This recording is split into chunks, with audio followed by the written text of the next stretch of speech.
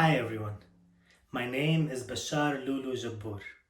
Welcome to Happening Multicultural Festival Poetry Capsules. Today I'm going to read a poem for you called Immigrants Medley. On first look, it may appear that the best seat in class is face to face with the sobia. Let me explain. The sobia is a type of stove that we use in Syria to heat up rooms and classrooms and homes. It uses a fuel called mazot. So, on first look, it may appear that the best seat in class is face to face with the sobia. It is not. The fire will gnaw at your face, and later your mother will put half a bottle of Vaseline on your dry hands. The best seat in class is the third seat back. The fire will keep you warm, but will not crack your skin to look like the valley of Barada. You will not sweat through the layers. And on days when the mazot does not come, you will be cold anyway. So you might as well be cold in the third seat back.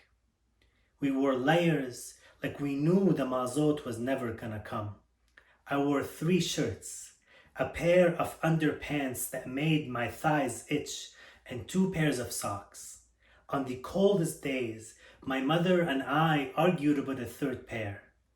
I am now old enough to admit that she was right. Back then, we all coped with the cold differently. Khalid never took his jacket off. He sat back against the peeling paint and etched Eminem lyrics onto his desk. Shada loved turtlenecks and wore black gloves as she took math notes. And I sat in the third seat back. In grade 11, I exchanged the best seat in class for a one-way ticket to Canada. We packed our lives into 8 suitcases and boarded the plane. And as the plane was landing at Pearson, as the hulking wheels heavy-footed the airstrip, I wondered, did we make a mistake? To my left, fields covered in snow, infinite. This country, something infinite.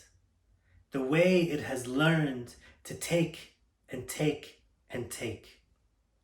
Taught to take into infinity. The infinity of the 401, the infinity of its traffic. My father repeats the question, did we make a mistake? As we are staring into the infinite claustrophobia of an empty apartment. Walls echoing nervous heartbeats. Carpets already mellowing our foreign names.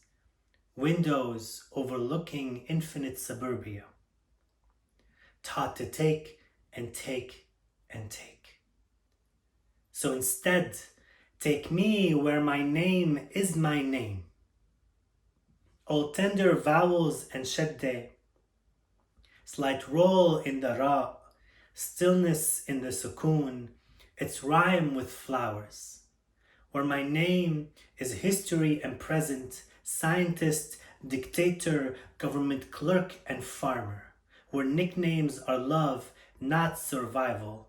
Where soil holds the letters of my name like it does roots of snowbutter, and streets whisper we have always known each other. Because in this country, immigrants, the first thing you will lose is your name. Their dunks do not bother with your foreign sounds.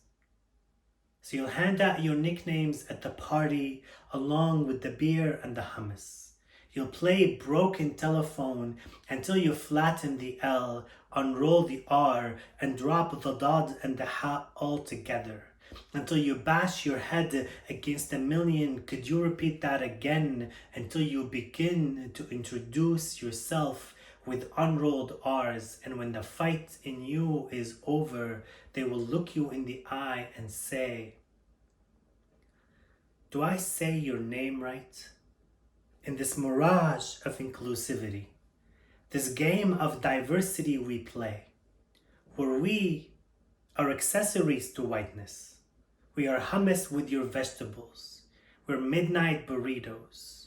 We're the hip-hop in your strut and the jazz in your dance. We are engineers, driving you home from salsa nights. We are salsa nights. We are fair trade coffee and artisanal bracelets. We are calluses that grew your quinoa. We are Uber rides from the airport. No vacation, no benefits, no dental. We are chipped yellow teeth. To the dentist, I am chipped yellow teeth, untreated cavities. He says, come see me every 4 months. Your teeth are not groomed and your English is broken. Fixing one could fix the other. See my other patient of 3 years. I glued his English together with braces. There was so much blood in the beginning, but now he smiles, straight white teeth. And I believed him, because we did not know better. We wore parkas in -5 weather. We barely knew directions. In my first month here, I learned the steps to the nearby Middle Eastern convenience store. We bought stacks of phone cards. 30 cents per minute to Syria. The first time we called back home, my sister cried 30 cents into the phone. Crying dollars into the phone became our new familiar. We rationed minutes for survival, our laughter laced with doubts, our goodbyes crashing against the beep of you have 1 minute left on this card. Then we cried. We cried and we learned that the frail survival in our knees, the memory in our tongues, and the infinite universes in our eyes, they can be our new home. Thank you.